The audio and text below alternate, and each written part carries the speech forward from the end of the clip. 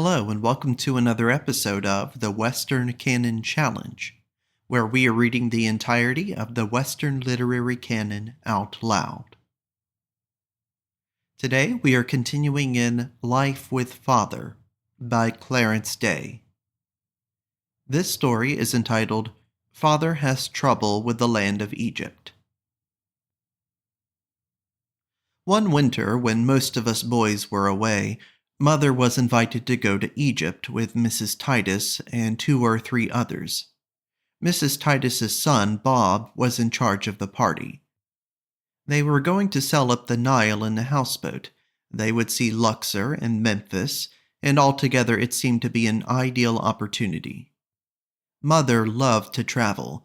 She was eager to see any place that was new to her, even a place that was comparatively nearby, like the Whitney's camp up in Maine, and as Egypt was 10 times as far away, it seemed 10 times as attractive. She explained to Father what a wonderful chance it was.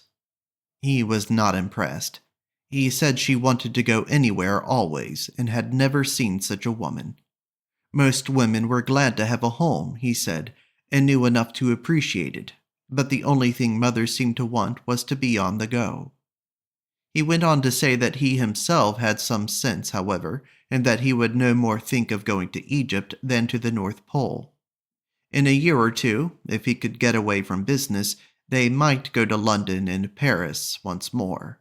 But not one of the Day family had ever set foot in Egypt, and nobody else he knew had either, except Charlie Bond, who was one of those restless fellows anyhow, and was always doing queer things. He said it was a wild and entirely unsuitable country, and that never in any circumstances whatever would he take Mother to Egypt. "But that's just why I want to go, Claire dear. You don't understand." Father stared at her and said, "What? That's why you want to go? Of course I don't understand." "Why, because you don't like it. I thought it would please you." The veins in Father's forehead began to swell. "You thought it would please me?" "Oh, Claire dear, don't be stupid.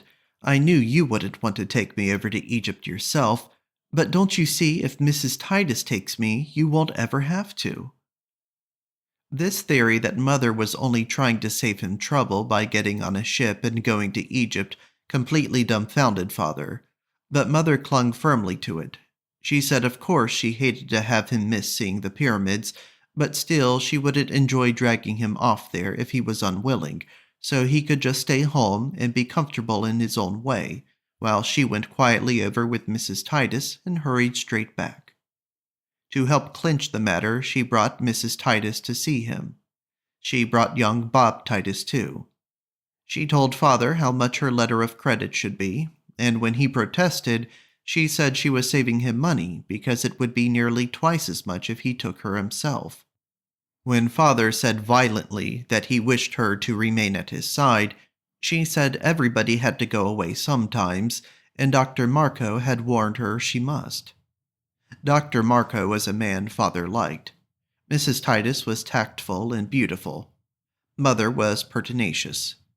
Between them all, they actually bore Father down, and on the appointed day, Mother got aboard the ship, letter of credit and all, with Father swearing that now he would have to worry about her all winter, and he wouldn't be happy for a minute until she got back. "Goodbye, darling," she said. "Do be quiet and nice while I'm gone." "I won't," he shouted, kissing her, and he marched stiffly off saying, "I hope you're satisfied." And then he turned back at the foot of the gangplank, calling loudly, "Dear Vinny." Mother waved her hand, and the whistles blew hoarsely, and the crowd swirled and jostled, hiding these two from each other as the ship slid away. Father began looking for letters the very next morning, and when none came, he cursed the pilot and the postman, and said that he had had a bad headache. But a letter did arrive in a few days, when the pilot had had time to mail it, and after the first 3 or 4 weeks, we heard from Mother often. Some of the letters told us how she was constantly meeting people she knew, not only on the ship, but at every port where Mrs. Titus and she went ashore. "Your mother has the damnedest number of friends I ever heard of," said Father. "She's everlastingly meeting some old friend or other wherever she goes. I never see people I know when I'm traveling.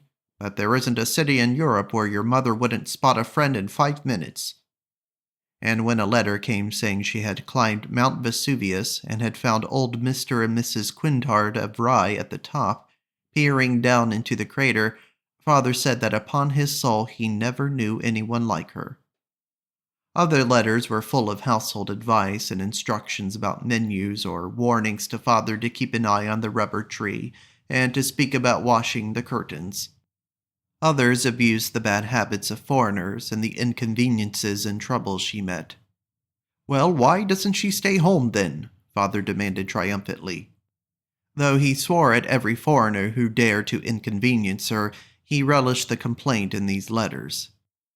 But when Mother left civilization behind her, even a far outpost like Cairo, and went off up the Nile in a thing called a dahabeah, manned by native boatmen, and when letters came from queer-sounding ancient cities in the interior, Father got nervous. He said it was a wild, harum-scarum thing to do. Moreover, it was entirely needless. He said he could see all of Egypt he wanted to without leaving New York. There were enough musty old mummies in the museum to satisfy anybody. But your mother wouldn't look at them. No, they weren't dead enough for her. She had to go traipsing off to see a mummy on its own native heath. Why, somebody even brought an obelisk over here at great expense, he went on, and left it to crumble away in the park where people can see it for nothing. But for some reason or other it isn't crumbly enough for your mother. There were letters about the strange range of hills back of Thebes, and the great colonnades at Karnak, and the statues and tombs which Father pished at impatiently, and there were letters about fleas and moonlight and Nubian songs, and finally letters with snapshots. Father said he hated these photographs. He spent a great deal of time staring at them in deep disapproval. There was one in particular of Mother looking very roguish and chic in her voluminous dress, sitting way up on top of a tall and insolent camel, with two big black men in white turbans standing off to one side. No other member of the party around. Not a soul in sight but the black men and Mother. Father looked at the photograph often and groaned about it at night and kept shouting things to himself about the ends of the earth. Soon after that, Mother turned around and headed for home. Father grew more and more eager to have her back every day. Up to this time he had been comparatively quiet for him, but the nearer the day of her return came, the more noisy and impatient he got. Even at the pier he made indignant remarks about how slow the ship was getting in. He forgot this mood, however, the minute he hugged her, and he instantly took charge of her things. All except her black bag, which she would never let anyone touch, and he ordered all the customs inspectors around and got Mother through in a jiffy, and he found a man to shoulder her trunk, and he picked out the best hackman, and as the carriage rattled off over the cobblestones, Mother said she was glad to be back. Father had taken particular pains to have everything in the house in its place, so that when Mother came in the door, she would say that home was just the way she had left it. Instead, what she actually said was, "Oh, this poor room! Why, I never!" And she put down the black bag and began setting the chairs at different angles and moving her favorite ornaments affectionately as she straightened them out. "Poor things," she said as she patted them. "Didn't anybody know enough to turn you around the way you belong?" Father followed her, looking puzzled at these minute changes and calling her attention to the rubber tree, which had grown half a foot. "Well," Mother said, "of all the forlorn objects, with those dead leaves left hanging there." But when Father's face fell and she saw how disappointed he looked, she smiled at him to console him and said, "You did the best you could, darling," and she climbed upstairs to unpack. The letter of credit had been very much on Father's mind. He had never before given Mother the management of any such sum. He was so happy to have her back that he said nothing about this at first. He was waiting for Mother to speak of it, but she said nothing either. He had two expectations about it, and he didn't know which to trust. One was hopeful but slightly unreal. The other, based on long experience, was pessimistic. It had been a large letter of credit, not as much as Mrs. Titus had recommended, but still he felt generous. He felt he had a right to expect that Mother hadn't spent all of it, but had left a substantial balance undrawn, which she could now restore to his bank account. His other and realer expectation was that she had spent every cent and had possibly even had to borrow from Mrs. Titus besides. The fact that she was avoiding the subject pointed to this latter outcome. One night, after she had gone up to bed, she came back down for a moment to hand him some papers. "You might be going over these, Claire," she said. "I couldn't keep track of everything for you. I tried my best, but I couldn't. But I saved all the bills." And she went off to bed again. Father checked them over one by one, carefully. They were full of strange-looking details. Cairo, February 24th, 1900. Mrs. Day, room 195, Shepherd's Hotel. To 1 Passage to Second Cataract, £23 even. To 60 days on the Dahabea Tea, £85 160. Total £108 160. Second cataract, Father muttered to himself vehemently. What would such a woman do next? These bills supplied Father with more details than he had hoped to keep track of, and there was none of them that he felt much inclined to dispute. But as there were still several $100s unaccounted for, he waited for Mother to confess what she had done with the balance. Day after day went by without her saying one word. He began to fear that things must be serious. He became so alarmed that it would have been a relief to him to know the worst and be done with it. But do what he could, without direct questioning, he could get nothing out of her. Mother had noticed his fumbling hints, of course, and she did have a confession to make. But first she went and had a long talk with a young girl she was fond of, a girl whose name was Wilhelmine Johnson, whom George afterward married. Mother confided to Wilhelmine in secret that the situation was this. She hadn't spent all her letter of credit, but she hated to give up the balance. It was wicked of her to feel that way, she supposed, but she meant to keep it herself. Wilhelmine instantly took a strong stand about this. She said that on no account should Mother hand over that money to Father. Mother had always wanted to have some money of her own. Wilhelmine reminded her, and now here was her chance. As Mother listened to this advice, she felt happy, but she also felt frightened. It seemed to her far more daring to hang on to that money than it had been to ride on a camel. But while she was away all those months, she had had a taste of what independence was like, and she was reluctant to drop back into her Victorian role. When at last she nerved herself to tell Father, he felt better at once, but he smilingly reproved her for not having come to him sooner, and as to her keeping the money, he said that that was all nonsense. He said that she was home now, thank God, and as he had always paid all her bills at home, she had no use for his money. "Yes, I have too," Mother said. "Well, what will you use it for then?" Father asked. Mother didn't wish to explain. As a matter of fact, she had no very definite ideas as to what she wanted some cash of her own for. She only knew that she wanted it. She said, "Oh, there are lots of little things I could use it for, Claire. Things I'd like to get when I need them, without so much talk." This seemed unconvincing to Father. He demanded the balance. He felt that he was the natural custodian of any such fund, and the only safe place for it was in his bank account, as Mother, of course, didn't have one. But Mother insisted on hiding it away in her own bureau drawer. Father pointed out how reckless this was, but he could do nothing with her. That voyage to Egypt had changed her. She was always much harder to manage after that sail up the Nile. As a gracious concession, however, she presented Father with a large, pale blue scarab, mounted to use as a scarf pin, which she said she hadn't really meant to let him have until Christmas.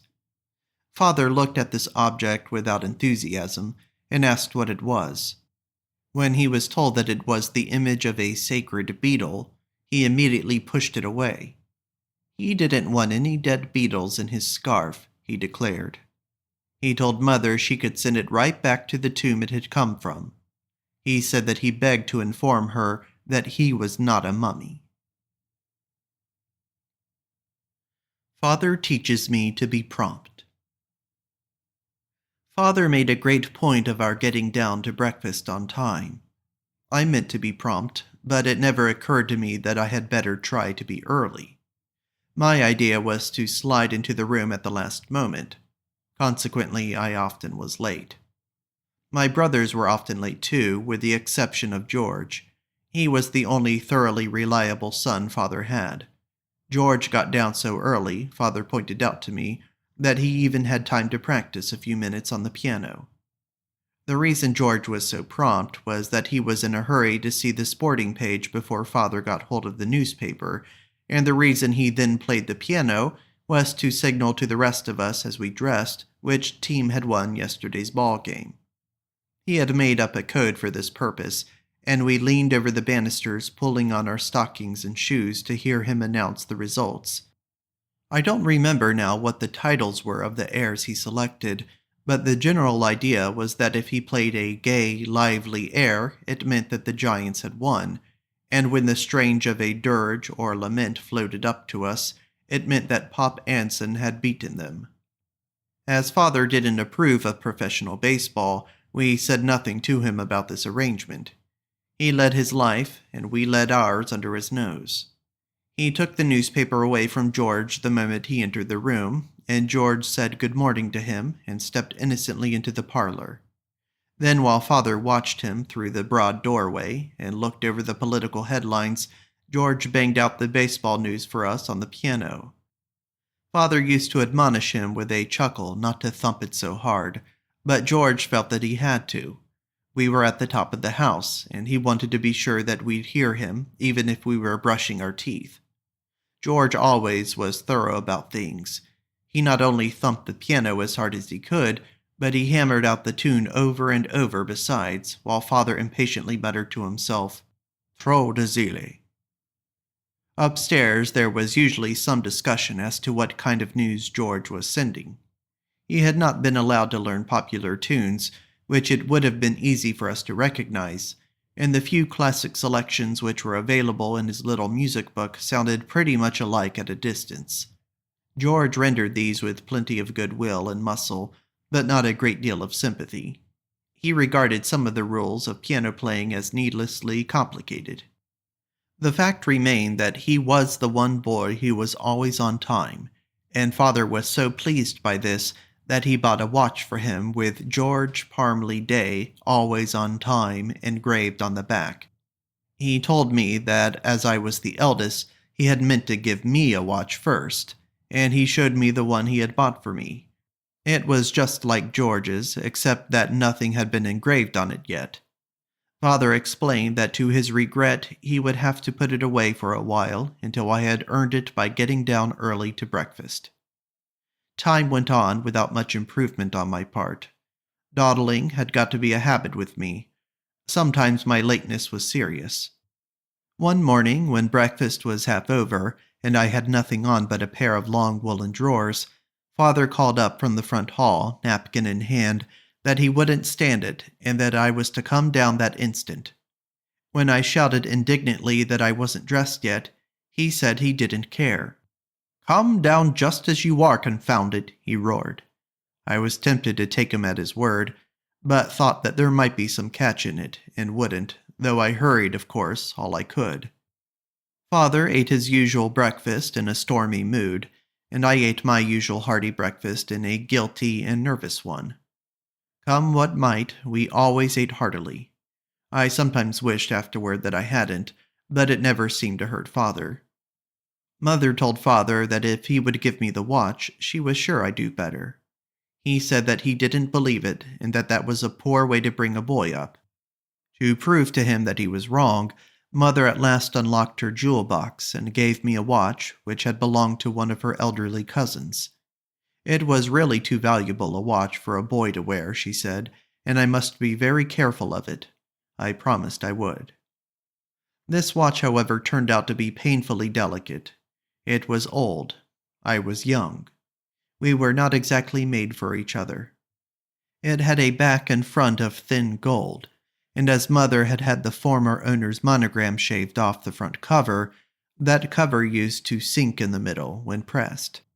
Also, the lid fitted so closely that there was barely room for the glass crystal over the face.